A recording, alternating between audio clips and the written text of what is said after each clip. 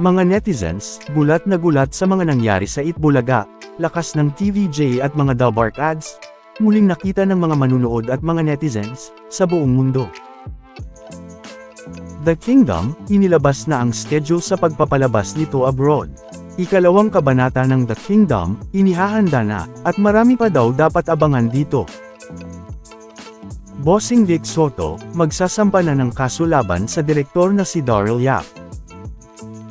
Marahil ay hindi nalingid sa inyong kaalaman, ang pelikulang ito, na kung saan, ay ang dami ng mga nagalit na mga legit Dabark ads, matapos mapanood ang trailer nito.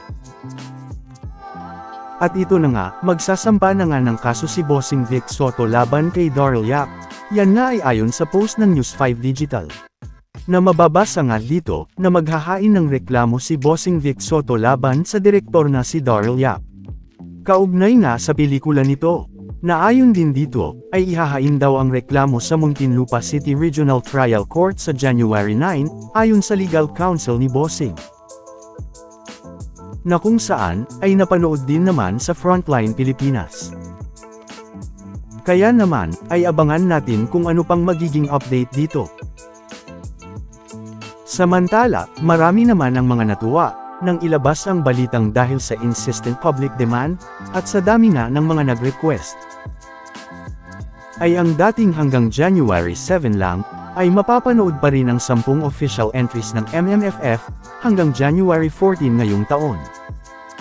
Kaya naman, ay pwede pa ngang makahabol, ang mga hindi pa nakakapanood ng 10 official entries ng MMFF, na syempre, lalo na nga ng The Kingdom na talaga namang napakaganda. At para naman sa mga team abroad, na naghihintay na mapanood ang The Kingdom, ay isa nga itong good news, dahil inilabas na rin nga ang schedule ng pagpapalabas ng The Kingdom abroad. Una na nga dyan ay sa January 16, na kung saan ay mapapanood ang The Kingdom sa UAE, Bahrain at sa Qatar. January 23 naman, ay mapapanood na rin ang The Kingdom sa Singapore. At sa January 31 naman, ay mapapanood na rin ito sa US, at ganun na rin sa Canada.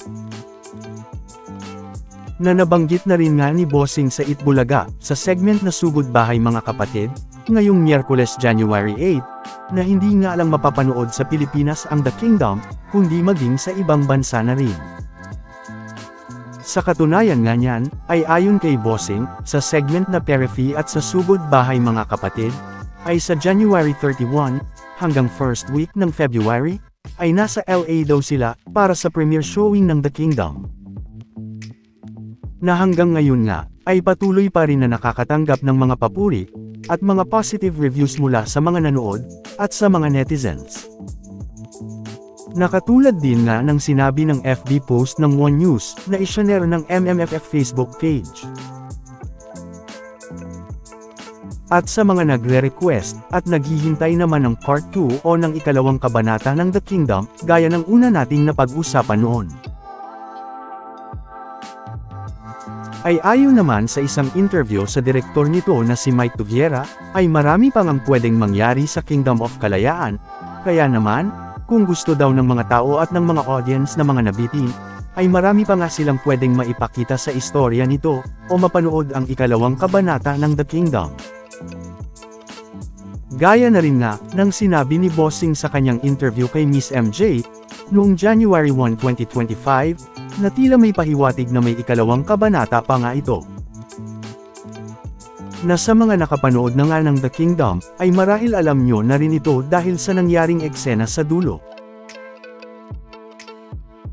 Samantala, marami naman ang mga nagulat, at mga natuwa, dahil muling ang pinakita ng Itbulaga ang pagiging number 1, at hari ng noontime.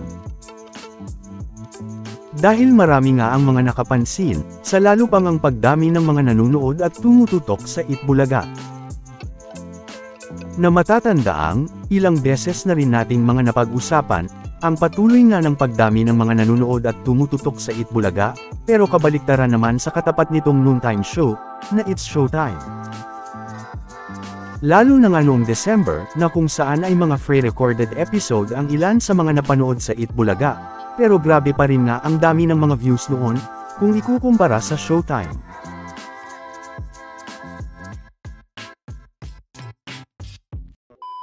Welcome back mga ka-highlights.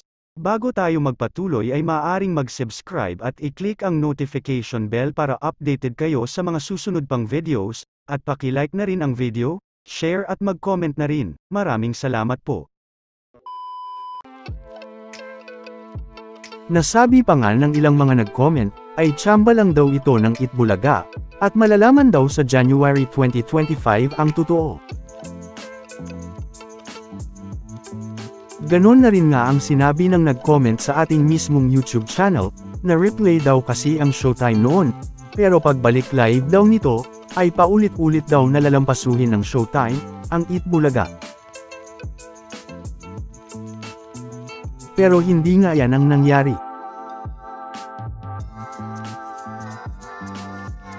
Dahil mula nga noong January 1, hanggang January 4, ay nanatiling mas mataas nga ang views ng Itbulaga, kung ikukumpara sa Showtime.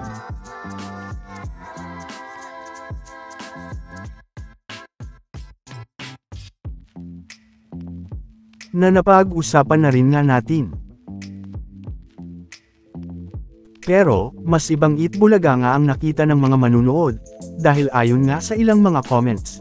Sa YouTube livestream ng Itbulaga noong Lunes, ay tila araw nga daw ng Sabado sa Itbulaga, dahil sa dami ng mga nanunood at mga nakatutok sa kanilang YouTube livestream, noong Lunes January 6. Na makikita ngang umabot nga ng mahigit 111K ang dami ng mga nanunood, at mga nakatutok sa YouTube livestream ng Itbulaga.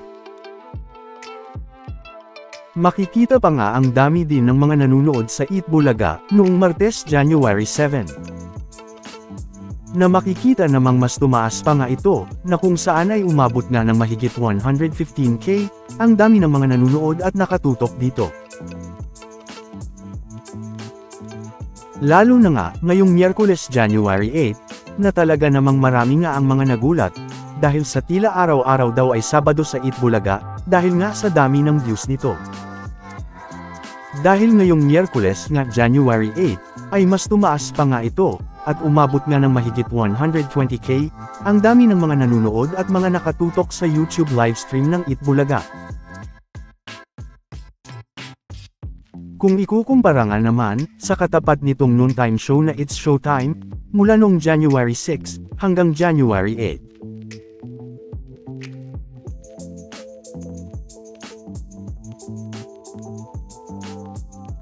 Na talaga namang makikita nga, kung gaano kalaki ang lamang ng Itbulaga dito.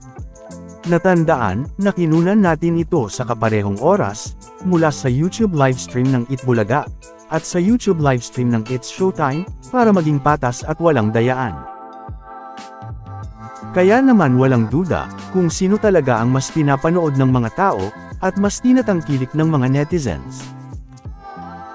Na gaya nga ng laging sinasabi ng inyong lingkod, na muli ngang pinatunayan ng Itbulaga, kung sino talaga ang number 1, at kung sino ang hari ng noontime.